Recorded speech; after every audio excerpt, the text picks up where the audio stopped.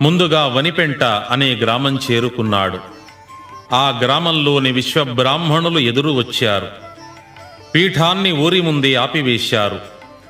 పోతులూరాచార్య, మీ నాన్నగారైన బ్రహ్మంగారు సమాధిలో ప్రవేశించి 5 ఏండ్లయింది.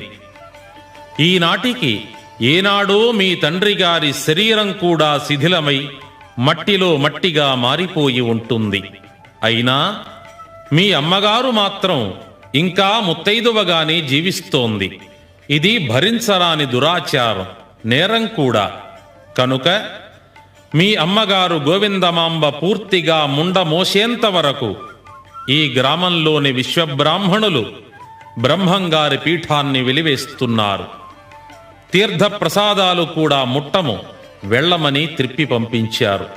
ఆవేశపడ్డాడు పోతులూరయ్య. ఆవేశాన్ని బలవంతంగా